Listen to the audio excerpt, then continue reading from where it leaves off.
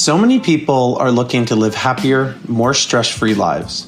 We provide interviews from mental health experts across various fields because we know finding quality information isn't always easy. Let's find more sanity together. Since COVID-19 has impacted our communities, many people have been worried about how this new lifestyle will impact children psychologically. Undoubtedly, parents and caregivers are stressed on how to best manage these times. Today, we have child and adolescent psychologist Dr. Robert Friedberg to discuss just that. Dr. Friedberg is a tenured full professor, head of the Pediatric Behavioral Healthcare Emphasis, and the director of the Center for Study and Treatment of Anxious Youth at Palo Alto University. He is a board-certified diplomat in cognitive behavioral therapy, a former extramural scholar at the Beck Institute, and a founding fellow of the Academy of Cognitive Therapy, to name a few of his associations.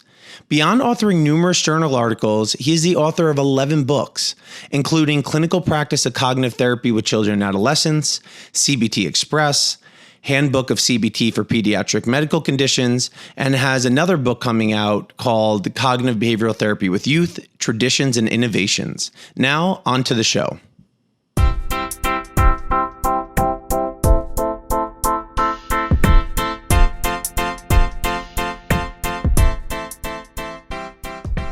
All right, Bob, thanks so much for coming on the show. I've actually was really excited for this interview because you can imagine how many people have been asking me about their children in this COVID situation. Well, Jason, thanks for having me. It's a pleasure to be with you. Always a delight to talk.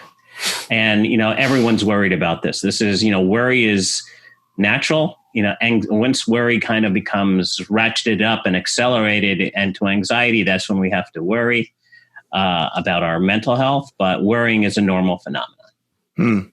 So before we just jumped into parenting, child stress, I just wanted to have people just listen to a little bit about what type of therapy do you do and why do you recommend that style of therapy and how it works?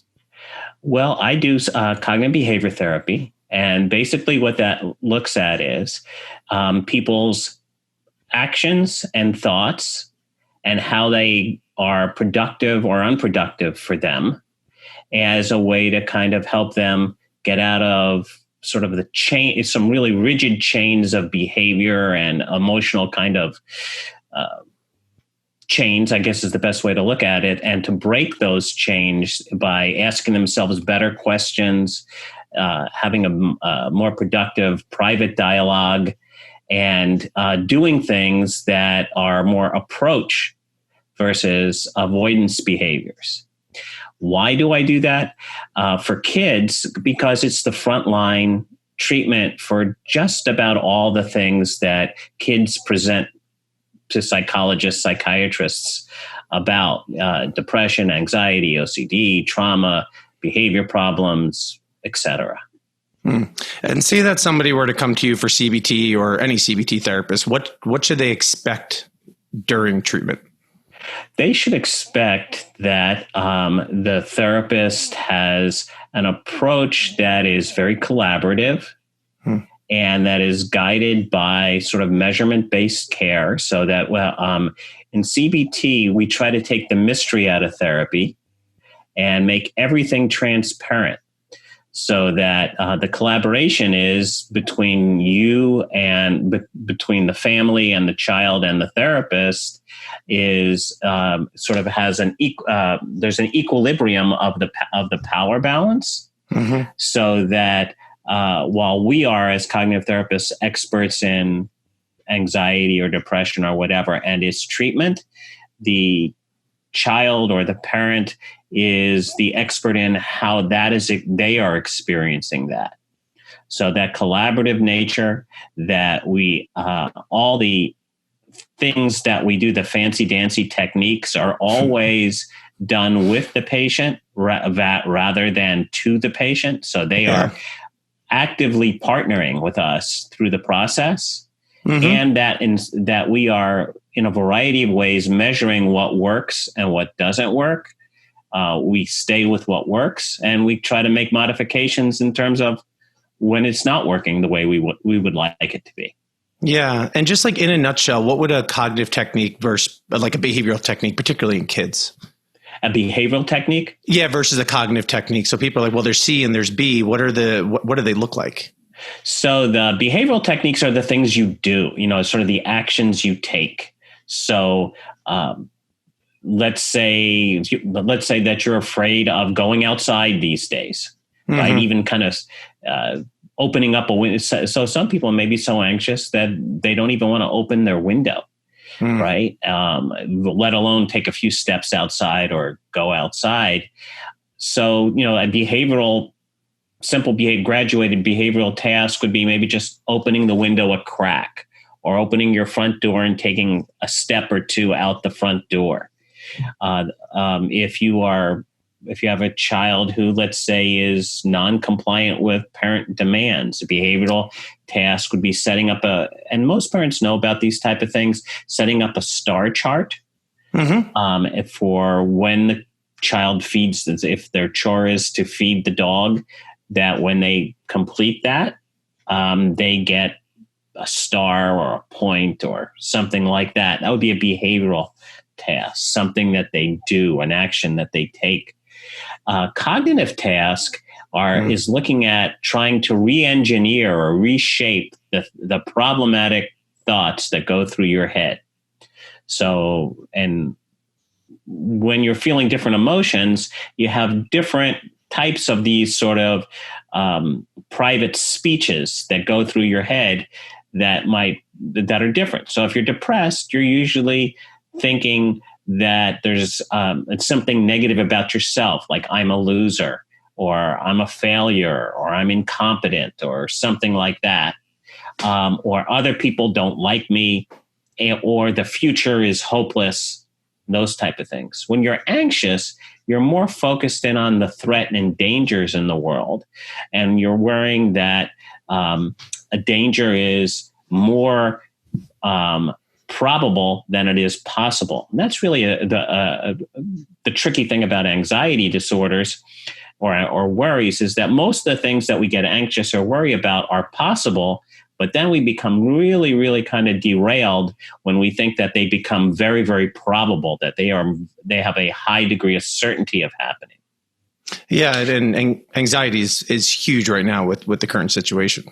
Absolutely. That all of those type of things, there is a danger out there. The danger is possible, but again, the way I like to talk to people about that is that the risk to any individual is relatively mild, but the consequence, the magnitude of the danger is high. So that's Absolutely. The thing that you have to keep in. It's kind of like teenagers having sex, unprotected sex. There is a certain possibility, but if that possibility comes through, the outcome is quite significant, right? So all it takes is that if you get the disease and you have an adverse effect, you don't really care about probabilities, right? Yeah, absolutely, because the impact is so high. Yeah. And then, you addressed anxiety, and that's probably mostly what we're going to be talking about with this. But I was just wondering, two major things that we see a lot with patients and particularly kids is depression and anger. So what might be some sort of ways of thinking that would lead to kids to have depression or anger or concerns about their anger? So now depression, as I mentioned before, has that it's sort of a three cluster of cognitions, which are in negative view of the self. I'm bad. I'm a loser. I'm incompetent. I'm unlovable. So that's one, negative view of the self. Negative view of their experiences. No one likes me. My world sucks. Those type of things. And a negative view of the future. This is hopeless. Nothing's going to change. Nothing will work out for me. Anger is something different. Anger is a sense that what is accidental is misconstrued as being deliberate. So if somebody might accidentally wrong you, people who are more prone to anger will see that as being a deliberate action or a deliberate provocation. So you that you wanted to wrong me, couldn't possibly be by mistake. There's also a sense that people have when people are angry, they have very rigid rules and people break them. So nobody should tell me what to do. This might be my rule. And then when somebody tells me what to do, I get really, really furious and enraged about that. Another part of anger is that it ruptures people's sense of fairness. So that when things are unfair, right, you get angry. So a good example with a kid is that a parent imposes some sort of limit or demand or request on them. Please clean up your room, or please, you can only have an hour and a half of screen time. And the child goes, "Ma, that feels so unfair. It's so unfair." Right. Yeah. And it's not for kids, particularly younger kids and preteens, they confuse the notion of fair with what I want. Right. So it's really that it's not unfair. Yeah, that it's fair. But the real thing is that's not what I want. And then lastly, with anger is that people label others. They see their behavior as a personal characteristic. So that's where you have the name calling in anger. So you're a blank, right? That she's a blank or he's a blank, and they fill that in with whatever sort of negative label that they use. Yeah. And, one thing that I love and what I think makes you a perfect child psychologist is that you're fun. You play with the kids, you're fun, you put on costumes, you put on masks. So for parents out there that say, well, my child doesn't want to do it, it's not going to be fun for them, it's going to be too hard. What would you say to those people? If therapy is too hard? Yeah, therapy, my kid's not going to want to do it. It's not going to, they don't want to do something that's not fun, that's going to be hard. And they're just saying no. They go once and they say, nope, I'm done with this.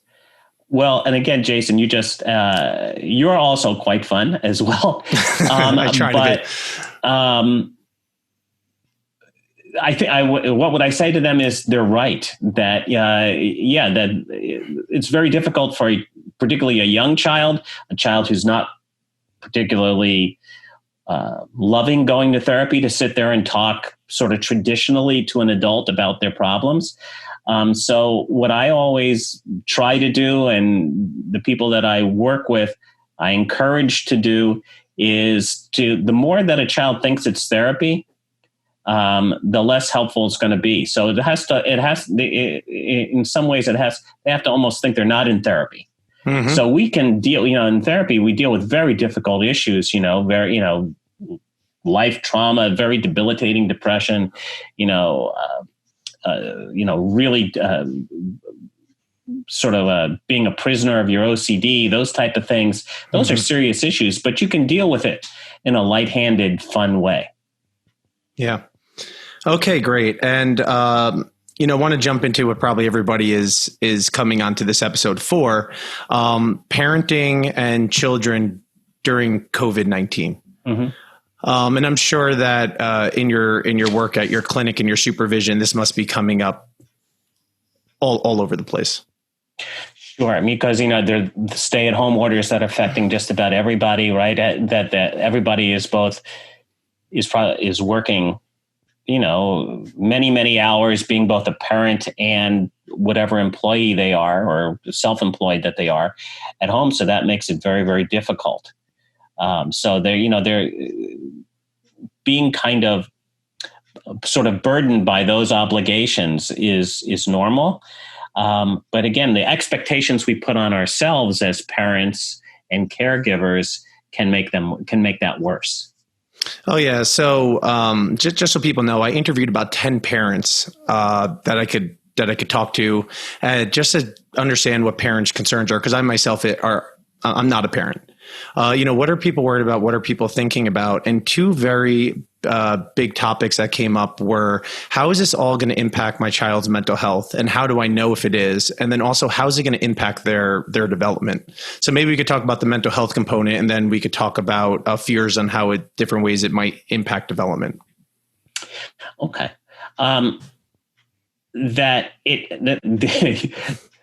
this is the question that this is the answer that most parents don't like sometimes, which is it depends, right? So it's not an absolute certainty that all kids are going to be affected psychologically by this. There are many kids who are actually liking this, and they're home. Right? They're home, they're having fun, they're with their parents, and life is great in the pandemic. So those kids, we really don't have to worry about. We may have to worry about when they return to school and that transition. But during the shelter in place and being at home, there are many kids that are just, this is just dandy for them. Now, for ones that may be suffering, in addition, during the pandemic, there are a couple of things to watch out for. One is, what were they like before? So, is there a change in functioning in their daily living that's subsequent to the shelter in place and the quarantines and those type of things? The best place to look at that is, they're eating, they're sleeping, they're sort of in routines. Is there disruptions in those type of things? Are these kids who usually were kind of blithe spirits and running around, and now they're down? Are they social kids who've become very, very withdrawn? Those type of things. So a change from previous functioning now to what's going on in the world. And then the other part is, there are some kids, another proportion of kids who have, who kind of came into the pandemic already having psychological issues. And so therefore, are their conditions worsening?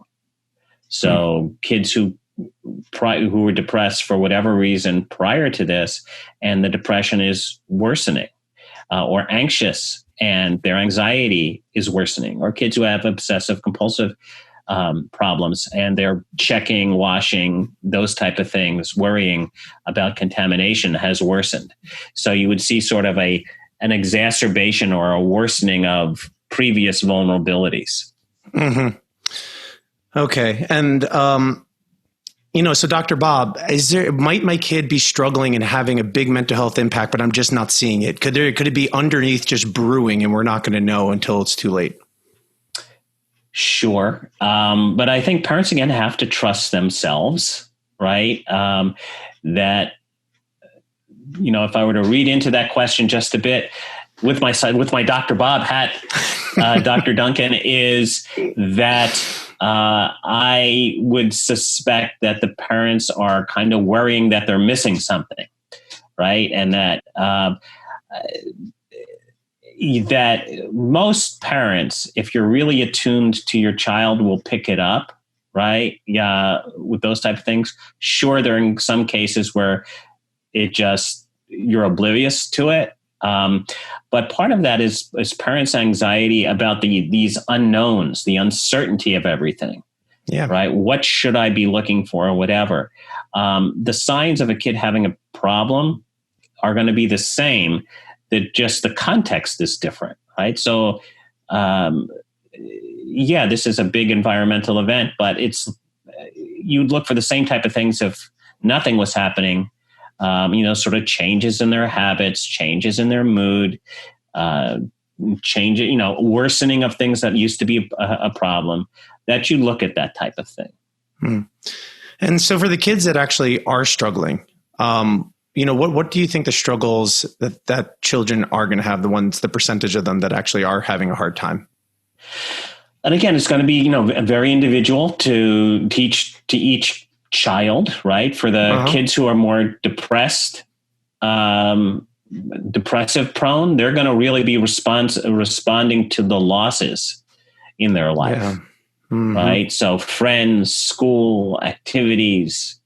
Again, a lot of kids may, for example, for a kid who gets a lot of reinforcement or rewards from from being on an athletic team, the fact that they're not practicing or playing now is a loss of that. So that would not be surprising for a kid who takes a lot of pride in their social life. and has a lot of reinforcement there. So it depends on what the child really sees as a reward or a source of reinforcement, and how much that has been lost. That may be sort of the biggest trigger for kids who are more depressive prone.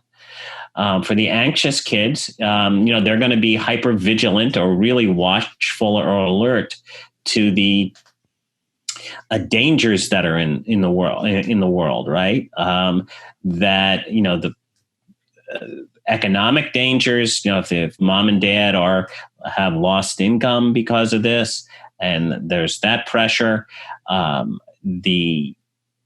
Certainly the germs and fears of contamination would be there.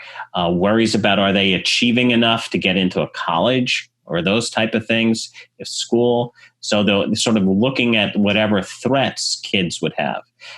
Separation anxiety, kids may worry their parents who go out to work may come back or get sick. Come back, get sick out in the world, or come back sick. So all of those are vulnerability factors for those type of kids. For kids who are more disruptive or have behavior problems, right? They're going to be much more They're going to be much more reactive to demands, to sort of rules, and those type of things. So how do we help them cope with this? The kids that are impacted.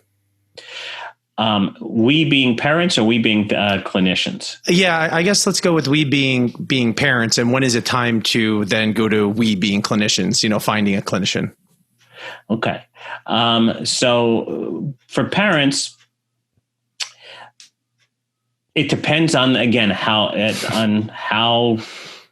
problematic the kid's behavior is. Let's say it's just a reaction and they're having some temporary, not enduring problem, and they're just anxious, depressed, angry as a natural consequence of what's going on in their lives.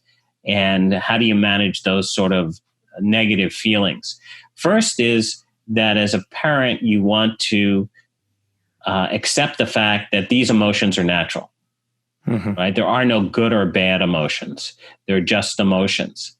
And that learning to help the child tolerate that emotion, that negative emotional experiences are sort of part of life. We all love that. That's why we watch dramas or horror movies or go to a roller coaster, right? But when it comes to sort of feeling those emotions as an emotional reaction, we forget that we even gravitate to seeing a scary movie or riding a roller coaster to have that feeling. So you have to. The first part is to accept the fact that this is natural, is going to happen, and then to help them problem solve productive ways of managing whatever emotion they have. And then there are tons of really, really great parenting books that are out there, for the kids who are more disruptive. There's an awesome parenting book, and even has a video series that is on YouTube by Alan Kasdan called The Kasdan Method for Parenting Non-Compliant Defiant Children, right? And then you can get great tips from that, and you can read and see it. There's books for kids who are anxious called Freeing Your Child from Anxiety by Dr. Tamar Chansky, which is an awesome parenting book with handy topics. So you go to the parenting book shelf on Amazon or whatever your search engine is, and maybe get help that way. Then I guess we're moving now into when that's not enough.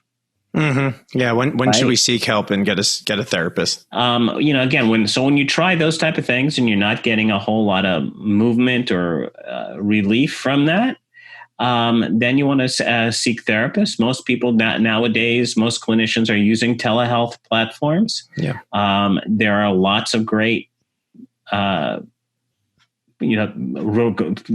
referral sites that you can use. You want to look for someone, I would just put in the plug that you want to look for someone who is skilled and trained in CBT, like you, that you can go to the Beck Institute for Cognitive Therapy and Research that has a Find Your Therapist screen or menu. You can go to the Association for Behavior and Cognitive Therapy, which has a Find Your Therapist. Lots of the state psychological associations have that. Look for that the person is trained and certified in CBT. That you can go to the American Psychological Association, the Academy of Child and Adolescent Psychiatry. All of them have directories where you can find a therapist. But you want to make sure that, I would say you want to make sure that your clinician is a cognitive behavior therapist. Mm-hmm. And I think what comes down to a lot of these parents were asking me were permanent effects. So one of the permanent effects they were saying, is all this environmental change and the social distancing and the fear of coming around other people going to have a negative impact on their kids' worldview? Is it going to fundamentally change them? And then also on the other part of that, is my child's development going to be delayed because of this socially, educationally? Even one parent brought up, everybody has a mask on. So is my child going to be able to read facial expressions since everybody has a mask on during their young development? So what's your thoughts on potential permanent change in our children because they're going through this? Boy, what a great question. And again, that this all gets I'm not going to be glib about this, but it does sound glib about it, is that, so the answer to that question is, everything's going to change. But it's how you view the change, right? It's how you kind of mentally parcel the change. So this pandemic is going to change just about everything. If you see change as bad, it's going to make it worse. If you see change as perhaps being better or adaptive, then the change is not as scary.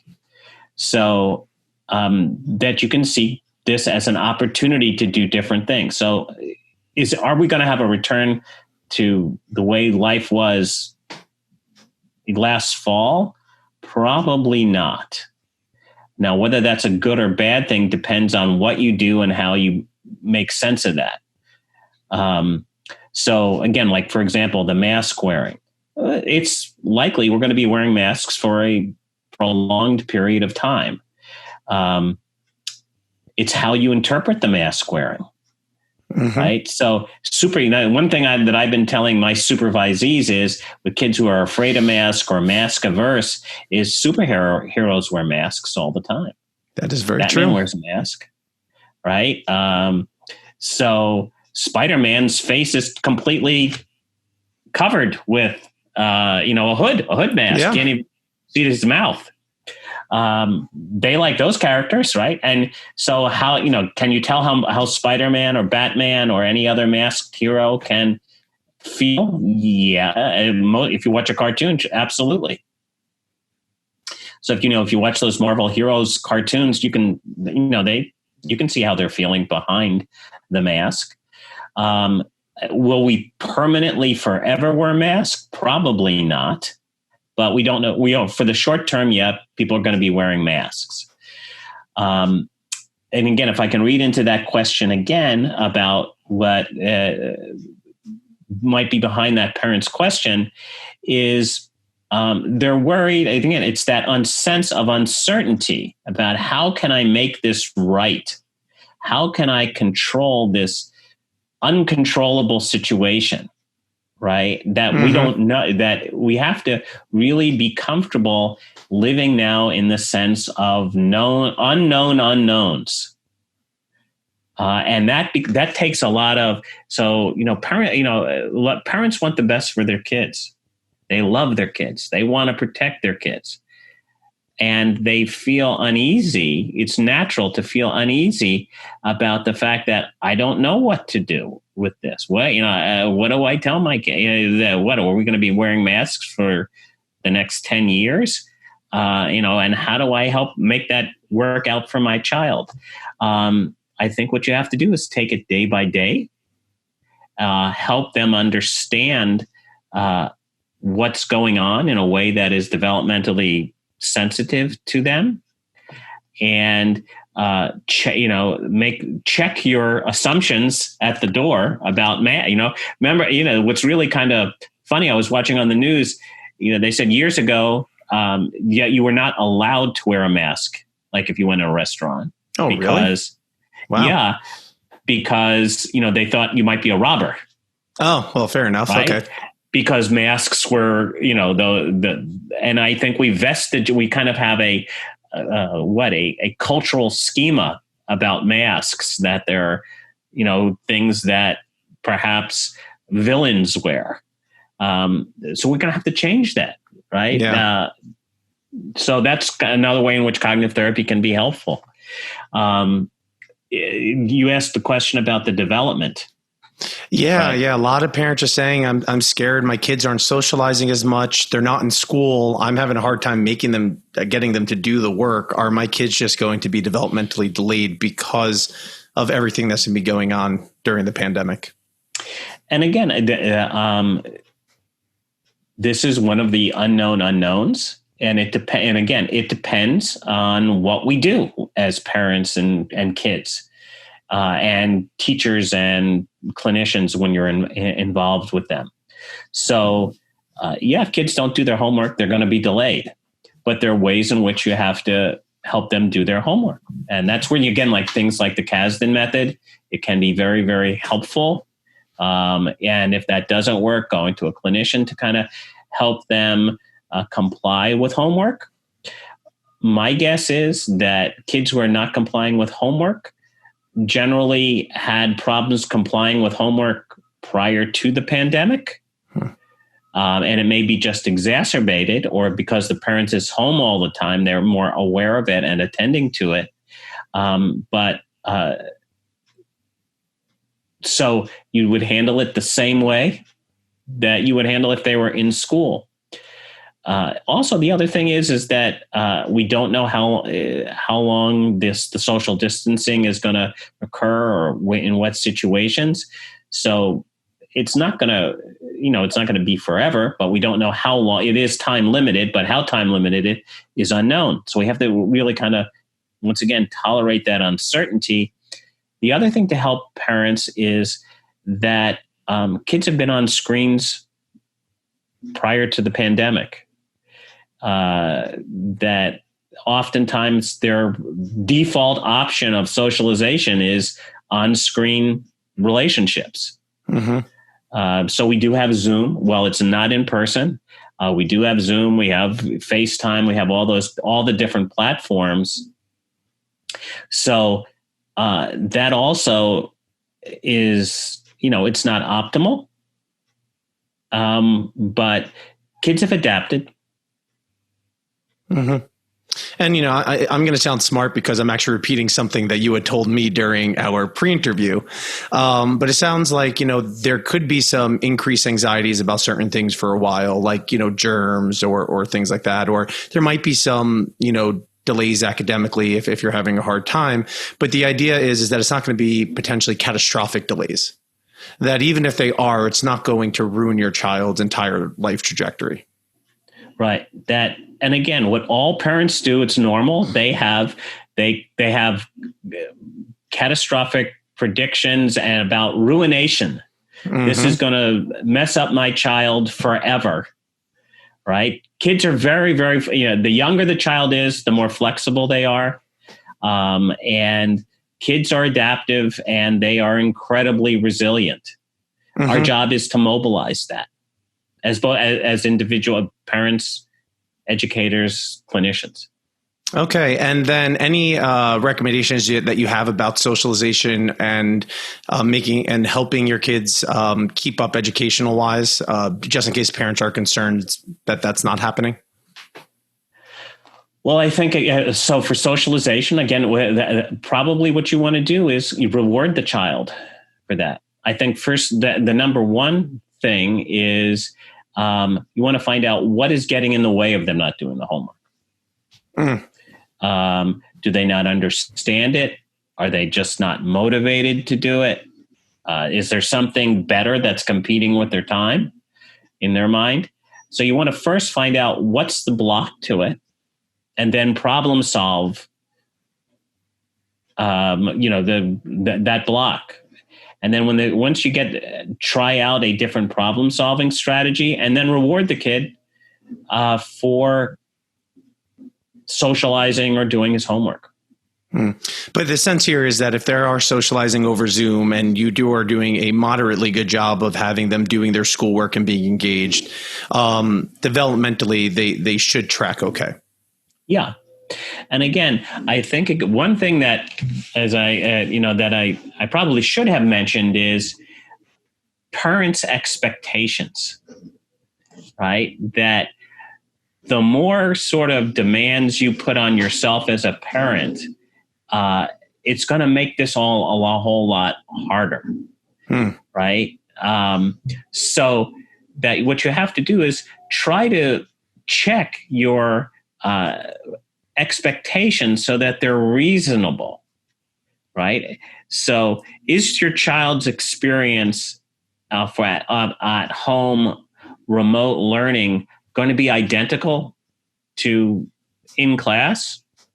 That's an unreasonable expectation. Absolutely. So the question then it becomes, how can I accept the limitations of remote learning, if that's what it is, or my child not being able to go to Girl Scouts, soccer, camp, whatever? How do I accept that? And the limitations of that. Does that mean I'm a bad parent? So if my child is now not a kind of trap that parents get into is that, let's say your child's not doing their homework, and you try to coax them to do it. They don't do it. They kind of rebel against that, and immediately they say, "Gee, if I was a better parent, I could get my kid to do this." And that we place this equation of my worth being dependent on my child doing his homework, and making that equals my worth or my competence as a parent. That's a no-win proposition. Yeah. Right. Because you can't control anybody. Right. And so that just makes it worse. And then the more you feel incompetent, the more you try to control the parent, and then the more you try to control the child, and that makes the child rebel more. And as you've got a real never-ending cycle there. Mm-hmm. And a lot of parents feel a lot of guilt that they're not doing enough for their kids. And I think it speaks right on to what you're talking about. I'm not doing enough. I should be able to do more. Or some parents are working full-time jobs and they have to kind of shoo their kids away constantly because they have to work, and their kids might not understand because they're used to, when mom or dad are home, I get to hang out with mom and dad, and it's this whole new world.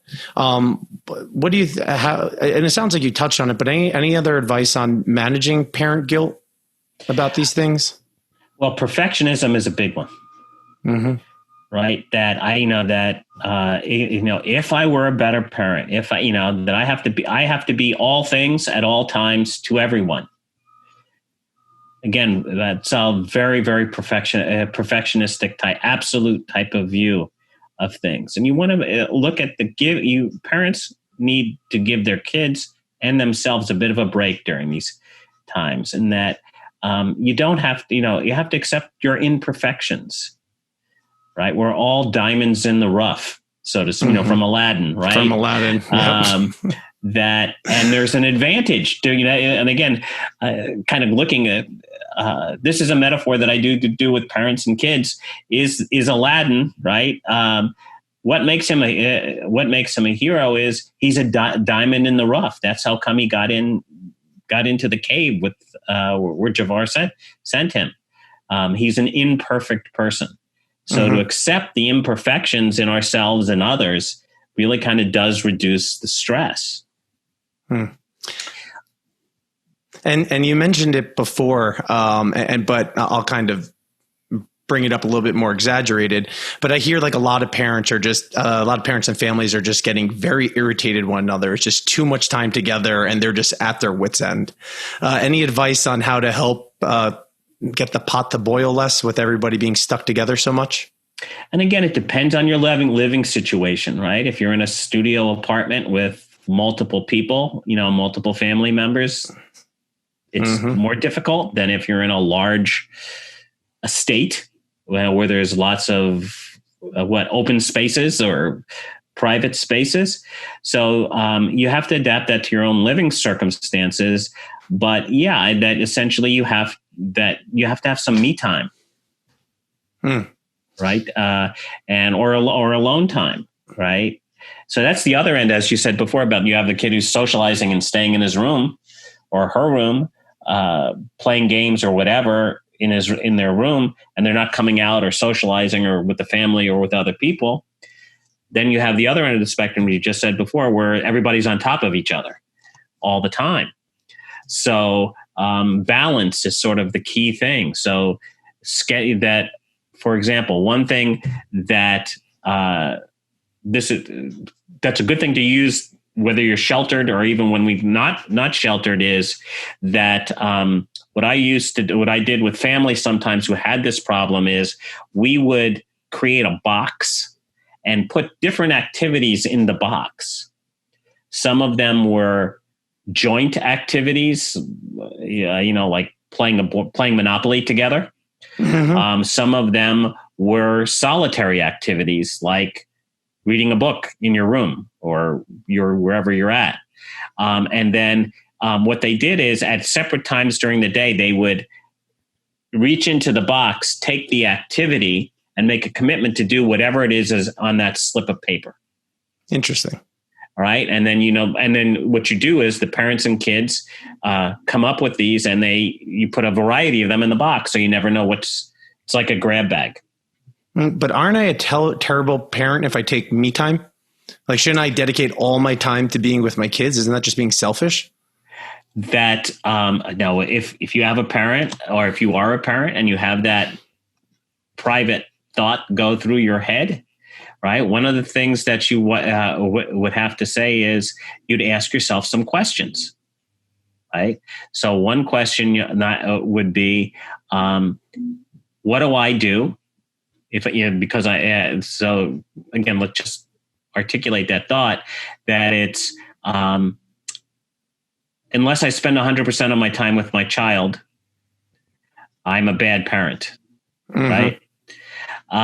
So what you then might want to do is what we call in cognitive therapy, it's called a test of evidence.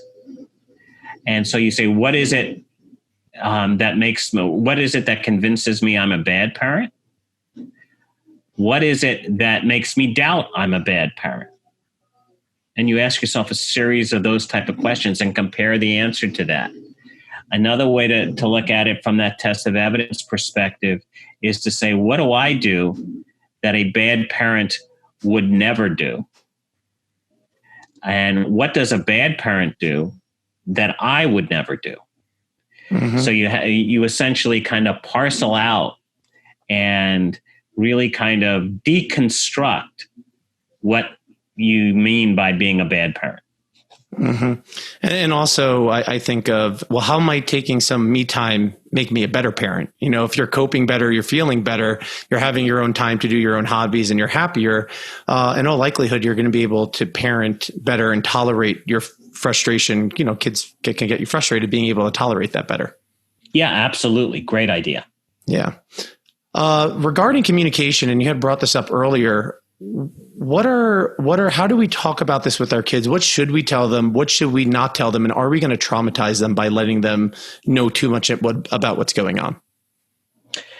That you never traumatize a kid by telling them too much, right? It's how you tell them, right? So you just want to be straight with them.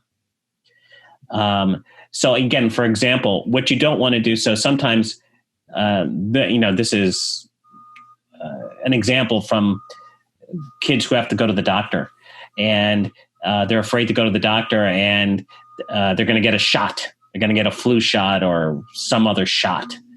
And they say it's not going to hurt. That the child doesn't want to go because it hurts. Mm-hmm. They're afraid that they're going to get hurt by the shot. And the parent says it's not going to hurt. That is not going to be, that's not helpful because it hurts. And then you're right? A liar. Yeah. So you want to be transparent, you want to be transparent and honest. And so the example to that is, yeah, it is going to sting, but it's only going to sting for a couple seconds or a minute, or your arm's only going to be sore for an hour, whatever it is. So using that kind of sort of standard.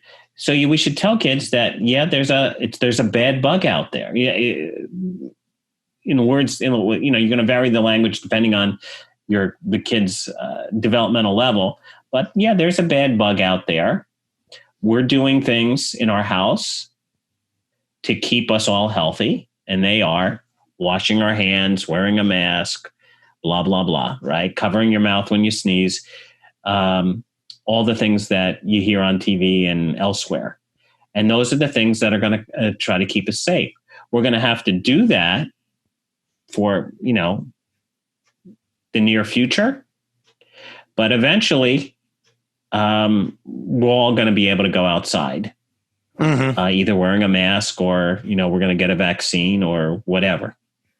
And one question I got is, how do we know for sure that our kids are understanding how to do the right thing, how to do the safe things and wear the PPE?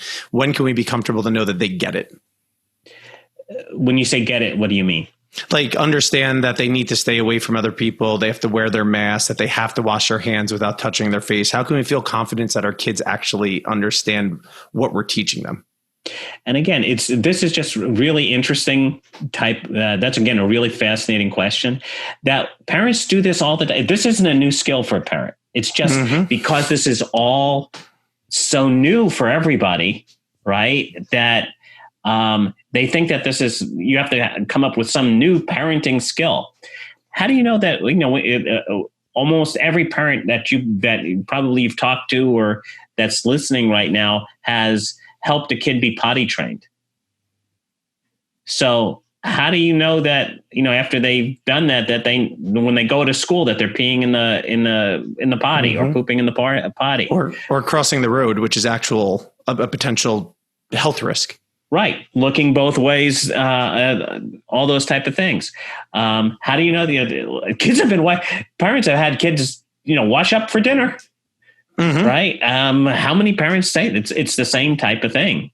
So it's cold outside, wear your hat, put your hood on, all of those type of things.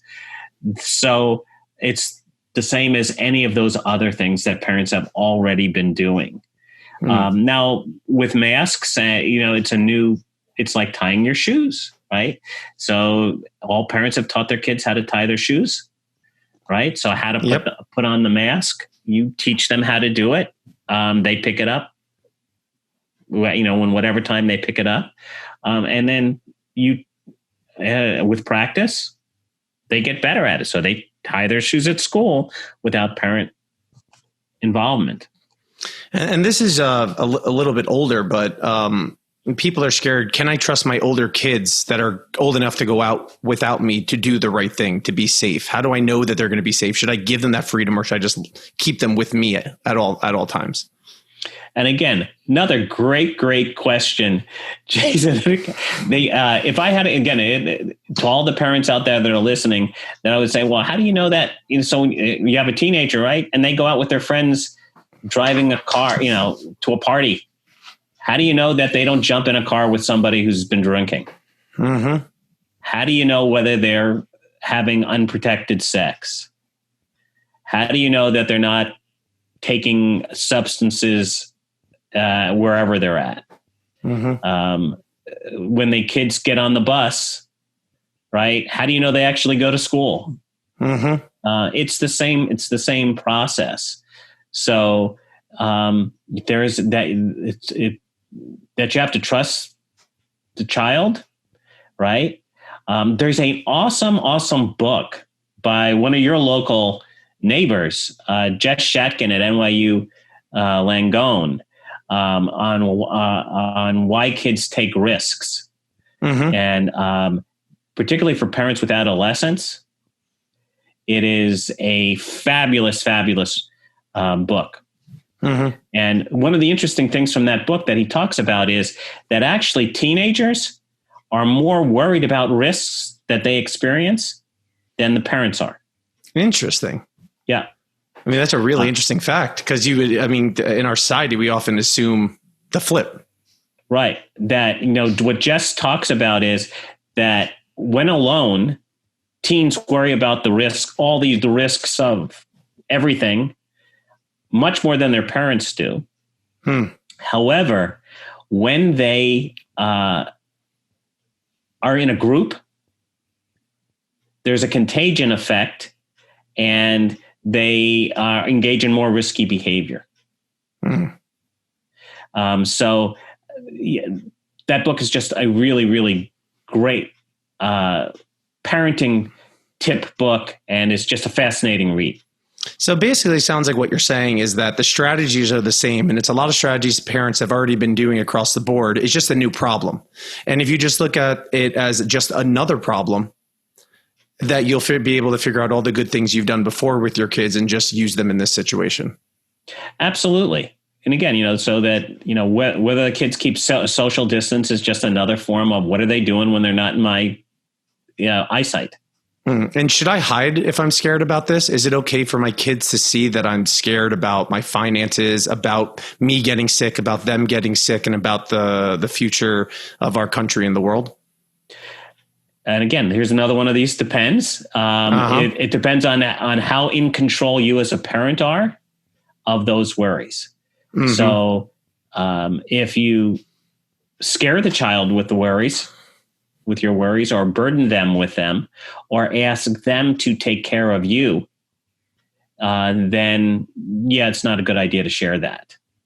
But I think you want to share things with a child depending on their age and what the content of what you're afraid of, and in a way that appreciates their, again, development and circumstance. So it's naturally going to share more with an adolescent than you are with a toddler. You certainly don't want to panic and terrify a child based on your worries. However, it certainly would be reasonable to have, so mom, can I buy this on Amazon? And your expenses are or your income is less because of your current employment situation. And you say, well, dad and I are not bringing in as much money, so we really have to worry that we want to keep our costs down. Explaining that in sort of a matter-of-fact way would certainly be reasonable, versus saying, well, we're in a terrible situation. This is awful. Nothing's going to happen. We're in extreme danger. And, you're just making things worse by asking for a toy. That's probably not helpful. Got it. With the rest of our time, I wanted to jump over to the new research that you're doing, because I think it's completely fascinating on uncertainty tolerance. And it might be new, but it's something that you're going to be working on now. So just to start, why is uncertainty a problem, and why do we potentially need more tolerance for it?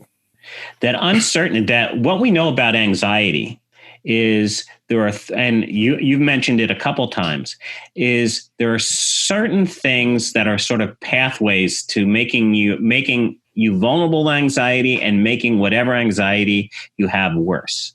One is catastrophizing, right? Thinking the worst is likely.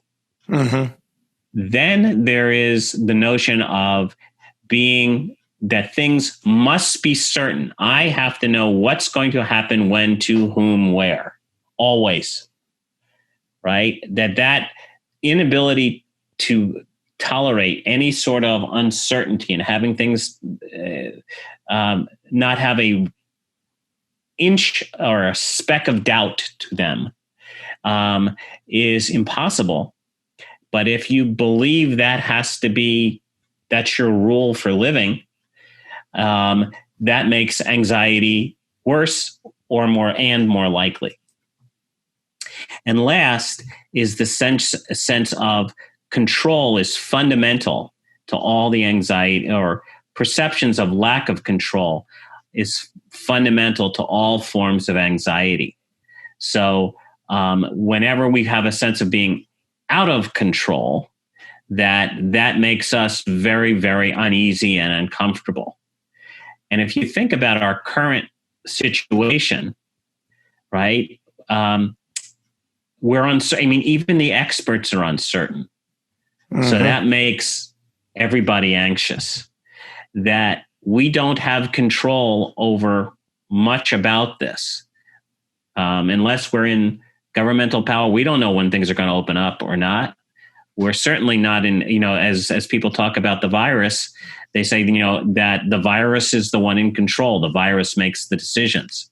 Yeah. So all of those things kind of make, if you're prone to being uncomfortable in uncertain, uncontrollable situations where you catastrophize if you can't, that makes the situation much worse. Mm-hmm. And so what are you guys looking at for increasing uncertainty tolerance? Tolerance, sorry. Say that again, Jason. Yeah. So what are you guys looking at in your efforts to increase uncertainty tolerance?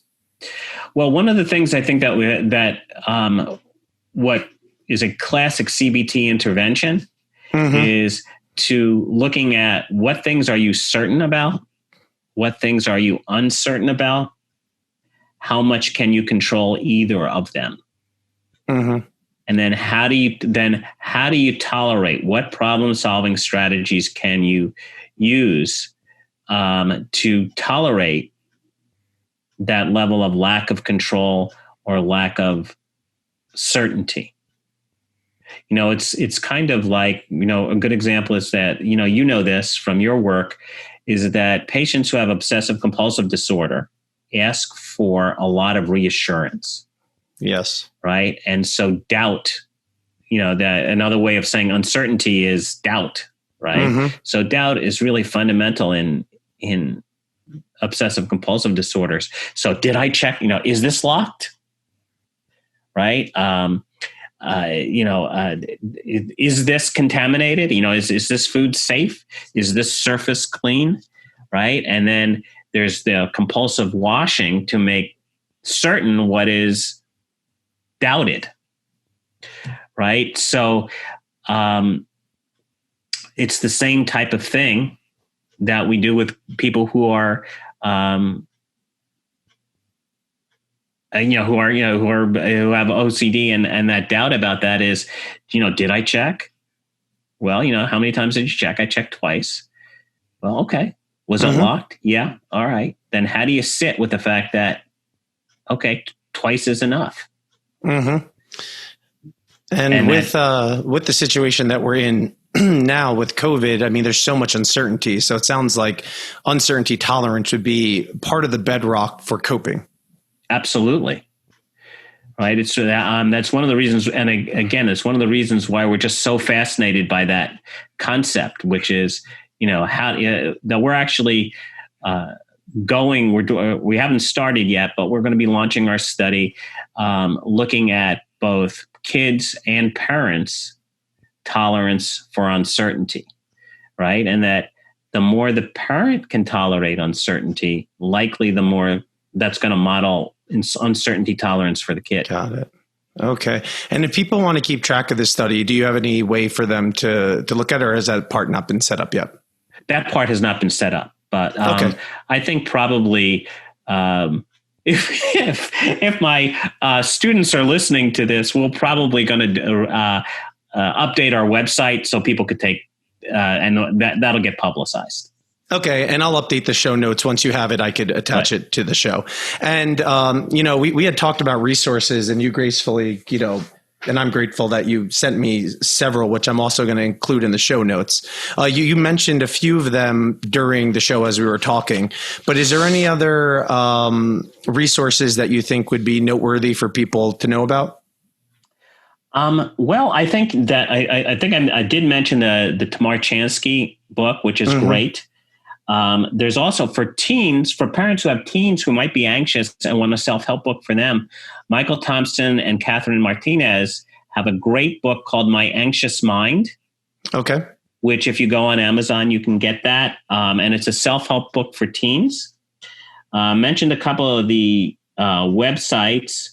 We did at Palo Alto University a webinar on worry versus normal anxiety, which if you go to our website, you can get that and watch that webinar for free. Great. Mentioned the Beck Institute and the Association of Behavior and Cognitive Therapy, American Psychological Association, all of those things. Okay, great. So we have resources here both for self-help, some webinars, and then also resources to find more information and potentially find a therapist through those websites as well. And that will all be included in the notes. Great. Awesome. Great.